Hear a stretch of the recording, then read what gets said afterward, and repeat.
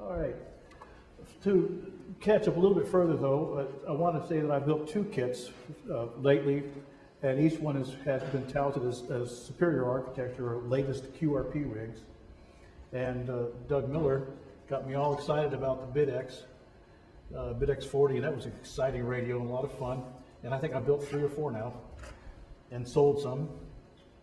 And then we went to Dayton or Xenia this year, and we went to the QRP forum, and a fellow named Hans Summers really did an excellent job of talking about his new radio design, which is above the standard QRP rig designs. It uses a new direct digital synthesis chip rather than some other stuff they had. So he talked about that, and I was ready to buy 24 radios after that discussion. Okay. Which bought about a half a dozen, didn't you? Yes, I did. So the QCX, as he explained in his talk, uses a demodulating technique I'd never heard about called the TAYLOE detector, T-A-Y-L-O-E. And that was completely new to me. Had no idea. It uses I and Q, and so I decided I had the opportunity. I wanted to find out what that was all about. But the background. Radio waves are electromagnetic phenomena, and back in the old days, you had to have tuned circuits to pick out a station, and maybe a diode detector to demodulate it. So let's see here, slide 4. Reactance and resonance is still a part of people who are building tuners and filters and that kind of thing. And it's really interesting. Capacitive reactance and inductive reactance are inverse equalities, if you will. And when a resonance occurs, when the reactance in ohms of an inductor is equal to the reactance in ohms of the capacitor in its inverse fashion. So this is part of the demo that I did years ago, and what I'm showing here is a notch filter made out of a parallel combination of an inductor and a capacitor. And I'm going to show you what it does here on this screen. And please amuse yourself in these brief interludes. Just kidding. That was a mic drop, wasn't it? Yeah, mic drop. That was a mic drop.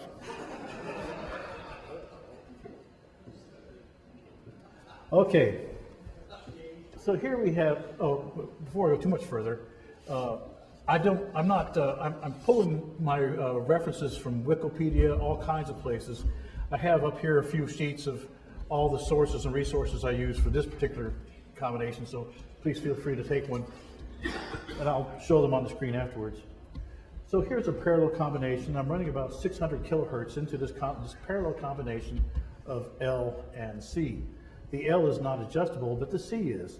Watch what happens to the purple waveform as I increase the capacitance or decrease the capacitance. You see that it decreases in amplitude. Now I'm about halfway through the rotation, and I start going the other way, and it comes back up again. Interesting. And if you look at the phase, it begins, the purple waveform begins to the left of the output from the signal generator, and as I go through this reactance and resonance point, now it's shifted in phase.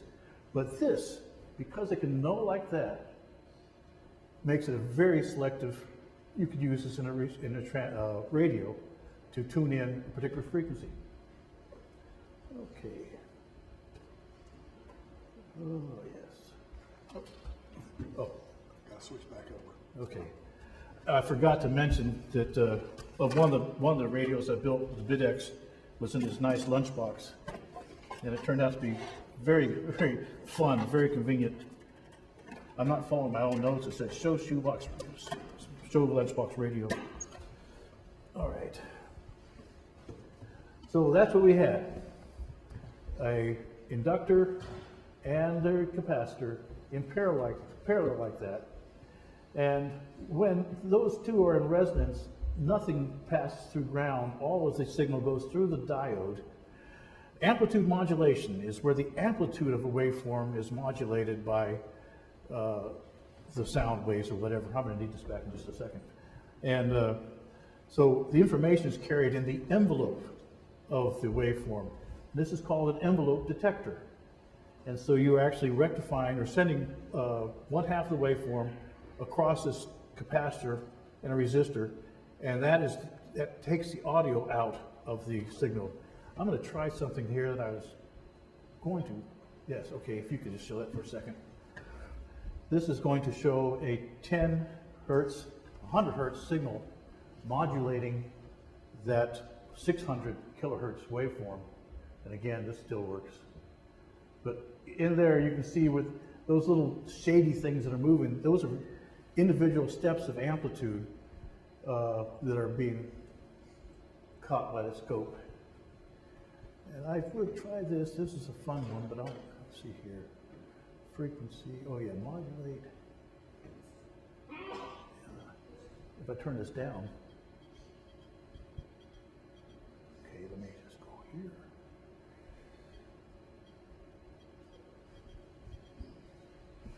That's an extreme. Now we're at about 14 hertz. So that shows you can see the amplitude of the waveform actually changing with the modulation. Okay, I'm done.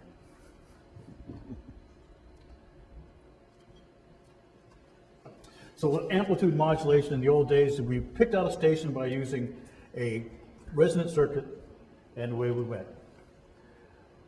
And we used a envelope detector to extract the information that was modulated, amplitude modulated.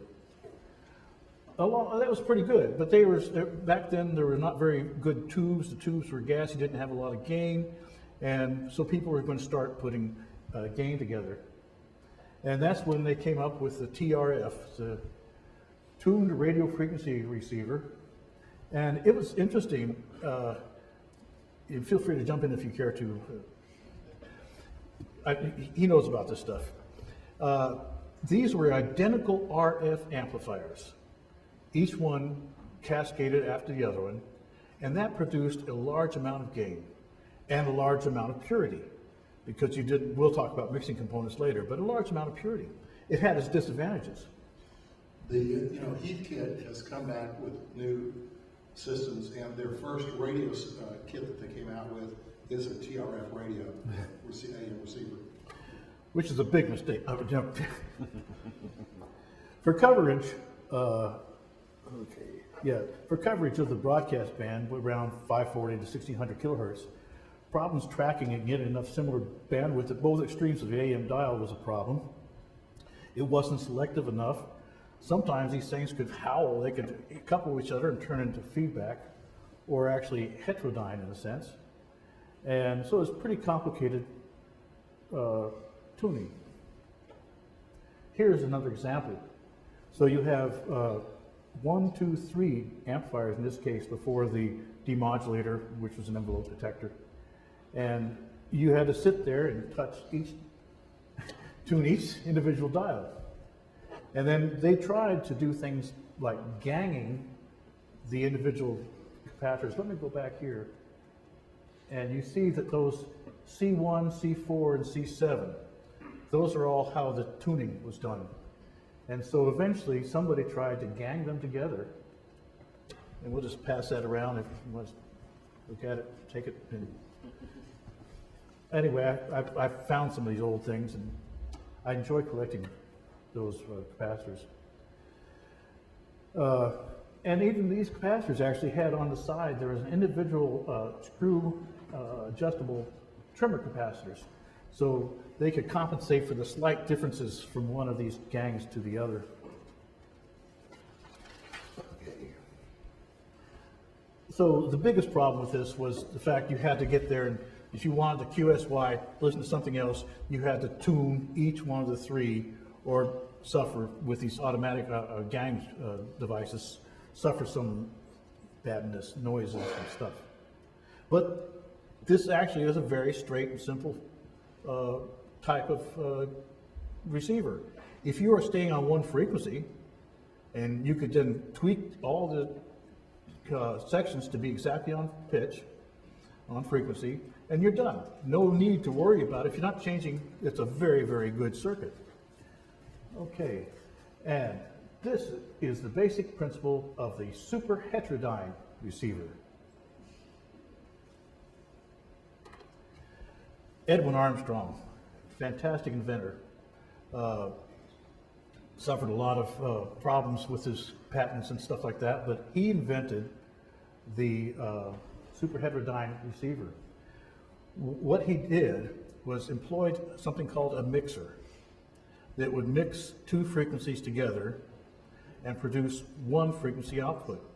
So he started with one frequency, let's say 500 kilohertz from the radio station, and he would inject another oscillator and mix them so that the frequency was, in this case, 455 kilohertz. And then if you tuned up to another frequency, that automatically would move the other so-called local oscillator in harmony so that the output was still 455 kilohertz. And the beauty of this is then you can have ganged or cascaded amplifiers all tuned precisely to 455, tight filters and everything that never had to be touched after it was aligned in the factory. And you have the benefit of the cascaded gain systems and without having to do all that tuning. Okay, so let's see here. There's the block diagram. In some cases, you had a front end that was, in fact, a amplifier. When you're in local areas where there's a lot of, if you're in urban areas, you might need it, but locally, you probably don't need an amplifier. So the first block is an amplifier. The second block is the key to the super heterodyne action. A local oscillator and mixer are combined to make the IF. And so typical AM radio intermittent frequency is 455 kilohertz. So for broadcast band frequencies of 530 and up to 1700 kilohertz, the local oscillator has to track between 985 and 2155 kilohertz. So if you subtract 530 from 985, hopefully you get 455. Dave, the IF, you will get mixing products as the subtraction or the addition. That's correct. But most of the time they're using the subtraction, aren't they?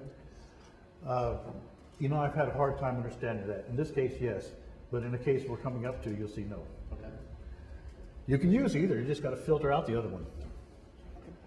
Okay. You try to combine, when you get the higher levels, you try to combine both the plus and minus, so you get the benefit of both. That's the IQ.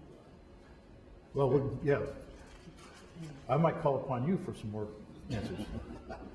I studied this, and I kind of, spent a few hours here and there for the past 2 weeks, realizing that I'm not quite getting it, some of the stuff coming up. It's just because I'm lazy mathematically. But I'd like to try to figure out how to explain this. It doesn't require elementary trigonometry. Okay. So what is a mixer? And these use nonlinear devices, typically diodes. Even in the BID-X now, it's got a mixer, which is nothing more than 4 diodes, also called a ring counter, I believe. And so you see input signal at the left, local oscillator at the bottom creates an output signal, which is the sum and difference of the input frequency and the local oscillator. In the super heterodyne receiver invented by Armstrong, you have a main oscillator, a main tune circuit, like I showed you with the crystal radio, to tune to the frequency you want. But now you had to make the IF track, and that's where they did gang a local oscillator variable capacitor and the main tuning capacitor. So this was the style that was used in every radio I looked at through my entire childhood. Even today, some are still like this, but when you had a modern radio, it was a super heterodyne radio, and it had a local oscillator. Yes, sir? I'm just enjoying how they solve the filament problem. Oh. Yes. The filaments add up to be near 120 volts. Well, that One side of the AC is always Yep. But, you know, they did that to save money on the transformer. But I'm working on this for a friend of mine, or my family, brother-in-law as a matter of fact, so don't get any ideas, it's a family thing only. But this is the same thing, you can see the drawing where the GAN capacitors are up there. Up on the Philco, below the Philco name, it says 3 tuning condenser capacitor. And that is the actual capacitor there over to the left. That's the one on this radio.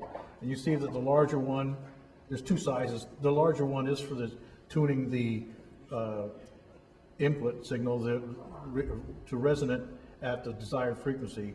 And the small one actually causes a local oscillator to run at the frequency required to make the IF1 frequency. Well, now, the BitX came along, and I have to confess that I like this radio. I love building it, but I didn't know at all how it worked. And I vaguely remembered how super heterodyne worked from a book I had 40 years ago, but this caused me to rediscover that. But it turns out the BitX is a super heterodyne radio without tuned circuits. I shouldn't say that exactly, but it doesn't use a signal tuner. Now, it's got a big bandpass filter there, 3-pole bandpass filter, so it limits the input. The signal coming into this thing is limited in range to the band, the 40-meter band. There is something there called a local oscillator, and this is a chip that you'll see a few more times. The Silicon Labs SI5351, and it can provide a signal directly to the mixer. You might call this a local oscillator, that is, but some people start calling this a clock when we get closer to software-defined radios. Okay, let's see here, that's slide 17.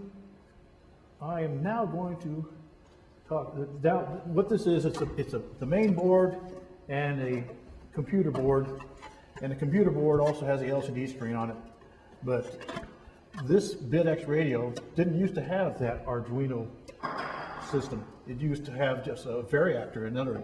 It actually had a active tuning device. But what this does is it inserts a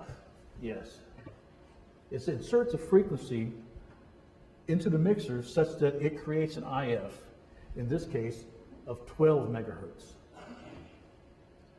So in the 40-meter band, we have 7 megahertz as the base. And you see here, we're actually bringing the intermediate frequency up higher to be 12 megahertz. And now I need to set up something here, and we'll show that. I have here, Here's the frequency right there. I have here the base, the control of a BitX40 just pulled out of the radio. This is the one that has the SI5351 direct digital synthesis. And there's the frequency right there. Okay, so as you can see right now, this waveform, you're not going to see the waveform change in this because it's so high frequency, but it says 5 megahertz. Now, if you hear on this display, it says 7 megahertz. So I want to get a signal at 7 megahertz at the base of the 40-meter band.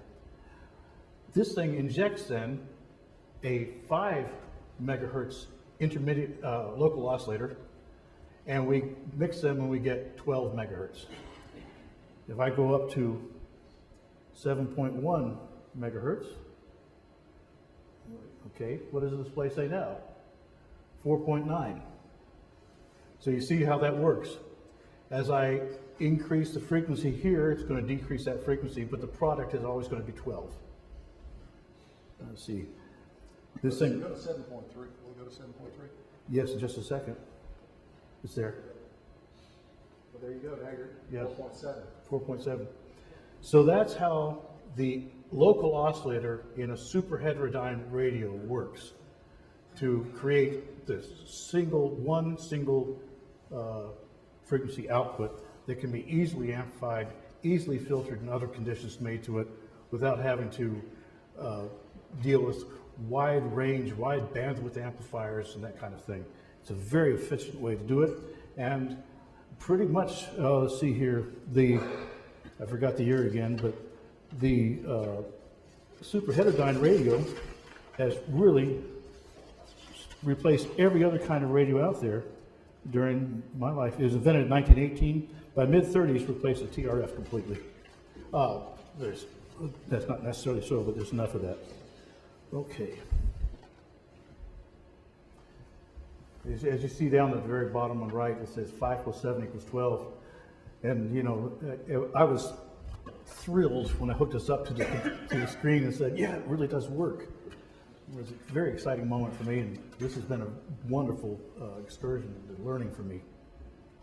We come to the Talo detector. And I'd never heard of this before, but a guy named Dan Talo invented this in the year 2001. And I and Q stand for phase and quadrature, in phase and quadrature phase.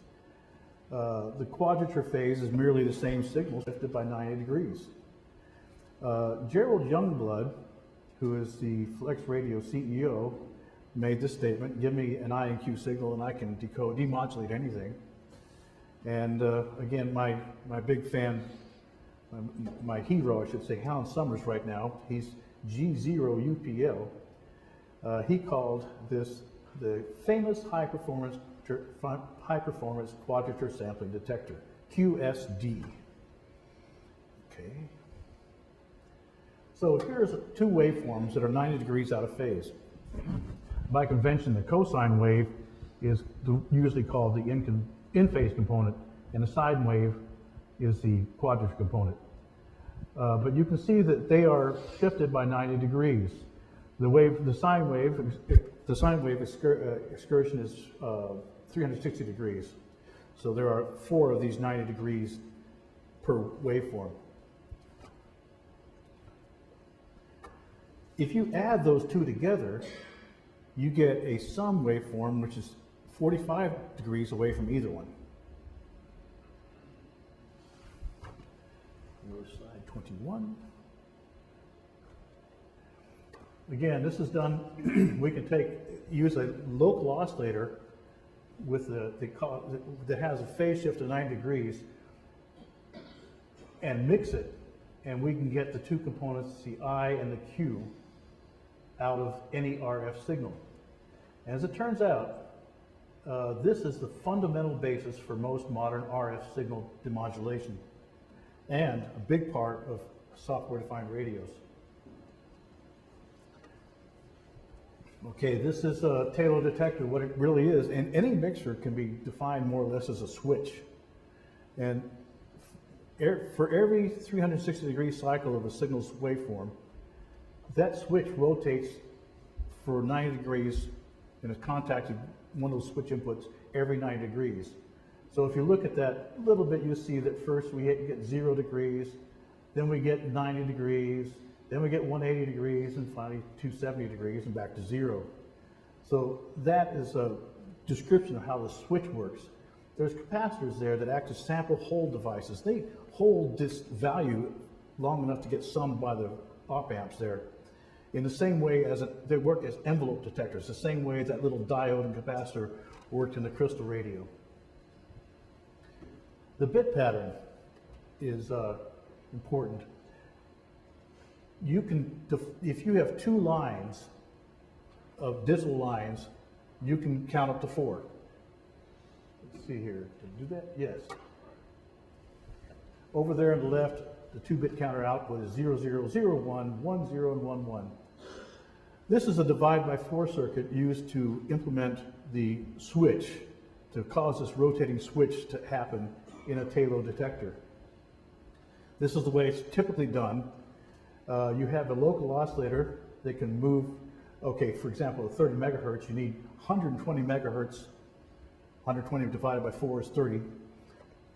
And you have this oscillator running, and it has 2 outputs that come out of there that drive this so-called Talo detector chip. It's nothing more than an automatic switch that opens and closes 4 gates, if you will, to feed this quadrature input to these amplifiers.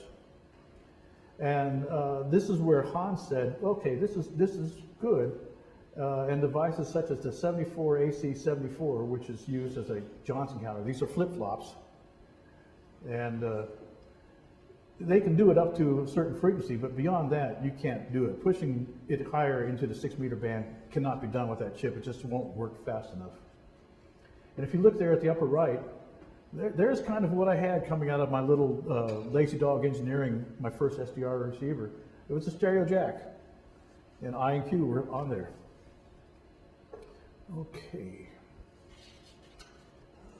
And Dave, is it the I and Q signal that gives us the spectrum scope on most of these new radios? The band scope, yes. With the I and Q signal, you can implement any kind of band scope. What I'm talking about here is pretty narrow. What we're going to talk about with this right now is that we're trying to get one frequency out. But with the band scope, if you have a large enough input frequency range, you can actually decode all that. So if you have I and Q, you can have a band scope. Hans Sommer said, now we have a direct digital synthesis chip that's inexpensive and easy to use.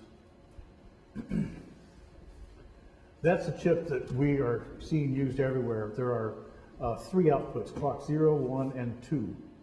And what Hans has done on the right schematic there, he takes, to the left, clock 0 and clock 1 go to the TALO detector mixer, and clock 2 he runs to generate the signal for transmitting. Well, what's cool about this is that, as again, most people use those dual D flip-flops for the building the mixer, building the counter.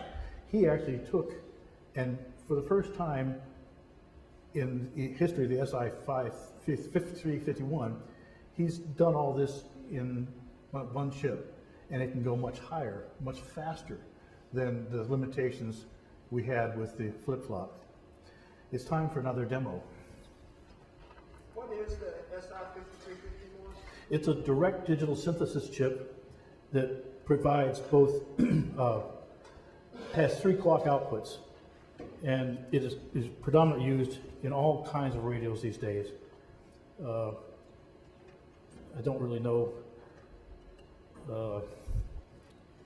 much more about it, but there are, and once again, if you get one of these sheets, you can look it up and find out more about it. So I've got 2 signals here, right there, and right now you can see that they're exactly in phase. And one of my acquisitions at Xenia this year was a new signal generator, which allows me to dial in phase directly from here. Okay, there's a quadrature signal. And as you see, the purple is the cosine wave, and the white is the sine wave. So those are the 2 signals those are IQ signals. Now if I add them together, I get a signal then that is, oops. You can see that it's 45 degrees away from the peak of either one. See how that crosses right at the point there. So there's a 45-degree, that is the sum of these IQ signals. I'll lower this back down. Questions? Okay. Now then, if I was to change the amplitude of one of these signals,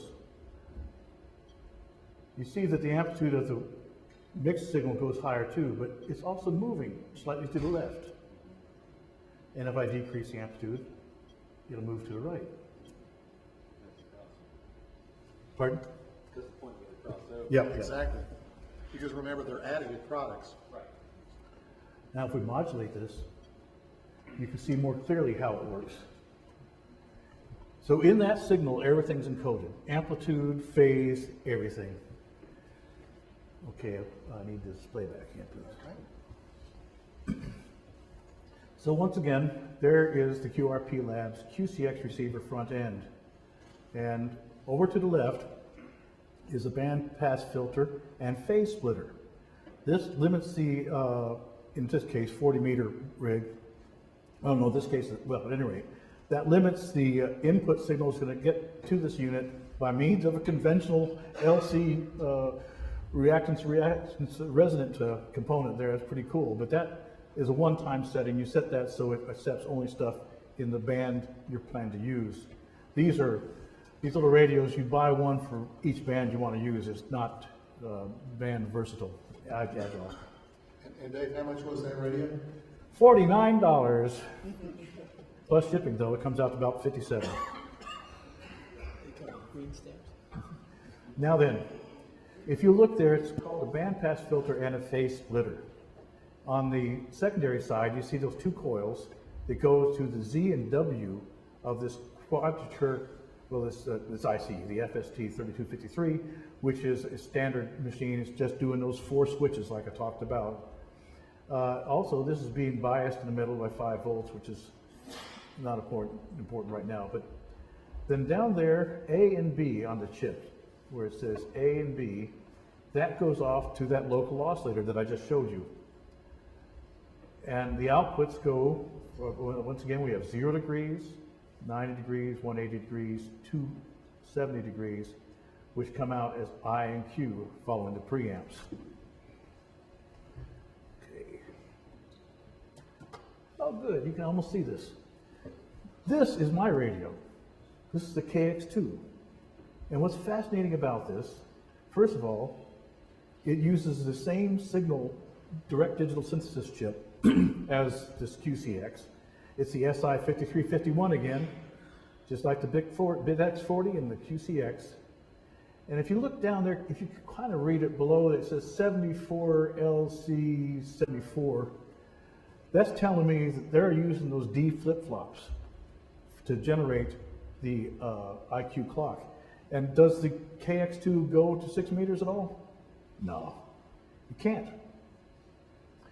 And then above that signal chip, where it says there's a mixer, and that creates the quadrature audio frequency signal.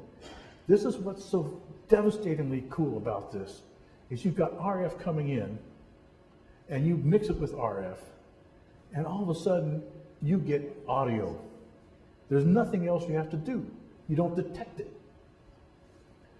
So this, and I'm really going to experiment with this over the next few years or months. I'm going to get some more of these devices and start looking at the waveform of how this really chops it up. Go ahead.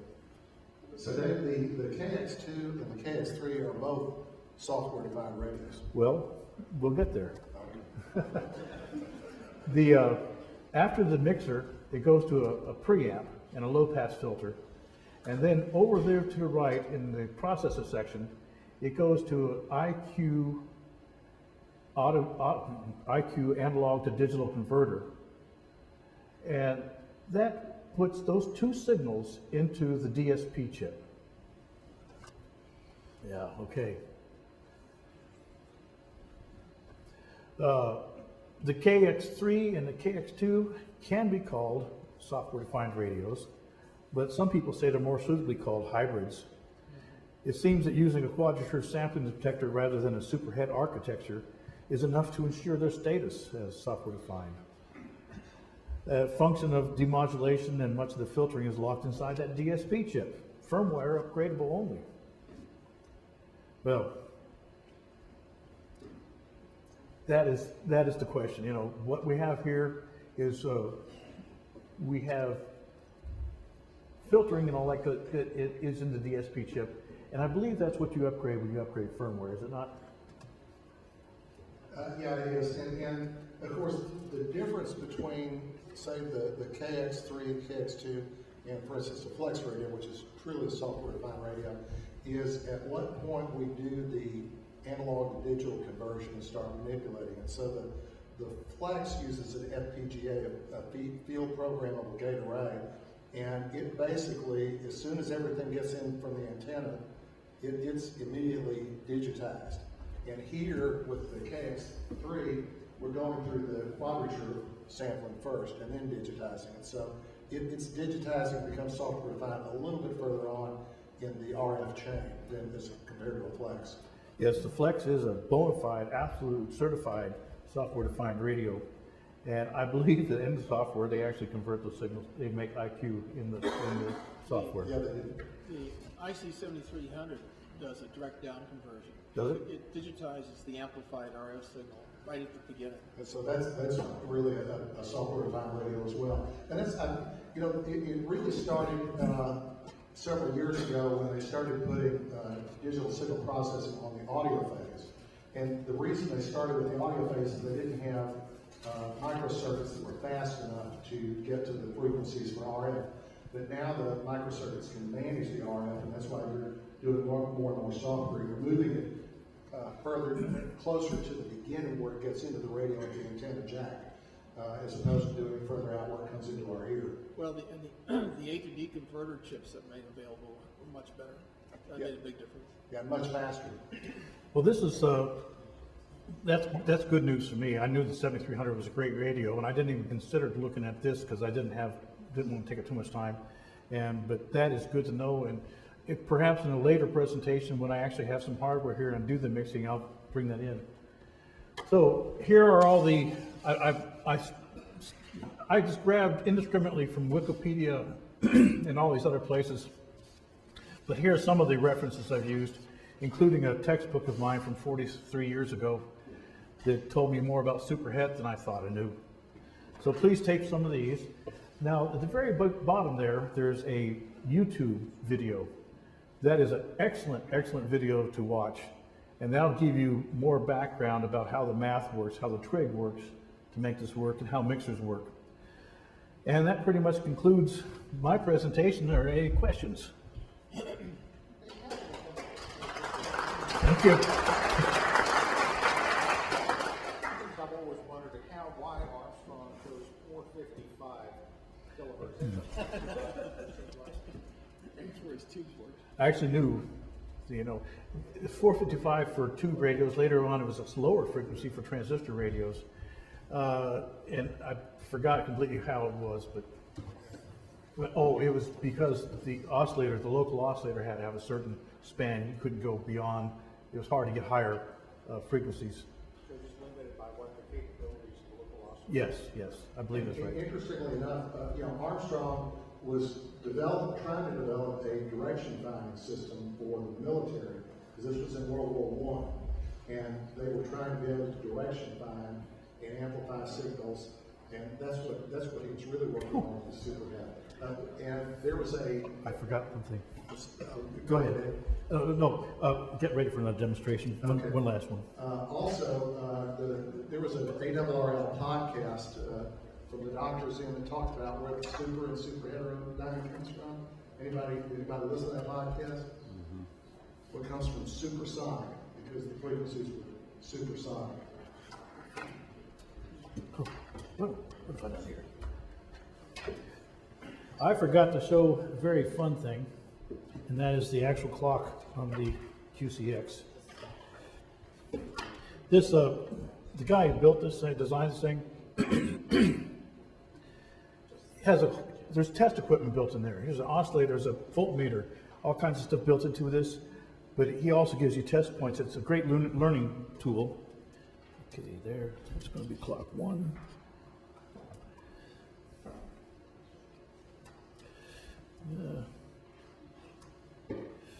This is clock 0.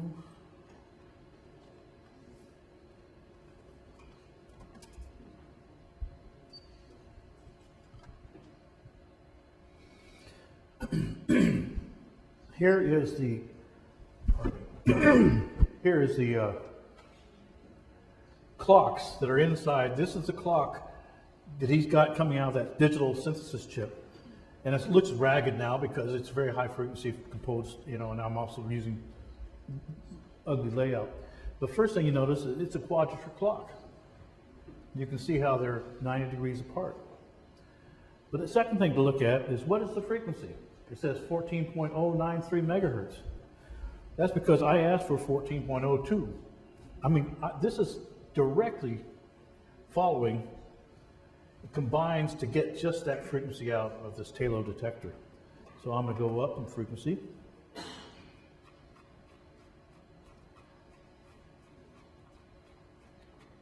Okay, I'm asking for 14.05, and there it is, roughly speaking. So I just meant to show you that. I'm going to be doing more looking at this in the future. Why is it not a great square wave? What can I do to get a better representation of that? But that is direct conversion? Yeah, I guess I don't know enough about that for sure, but one thing I was gonna ask you, did they mention anything about using fast Fourier rather than quadrature? My understanding is there are people working with software-defined radios where they take the digitized input stream from the A to D converter and run it through a really high-speed Fourier transform. I don't see why not. And create an amplitude domain signal that then can be directly analyzed mathematically. You don't have to screw around with a lot of the stuff we do with these other things. If you've got fast enough FFT, Yeah, and apparently that's the kind of stuff is available now. Any other questions? Thanks, y'all.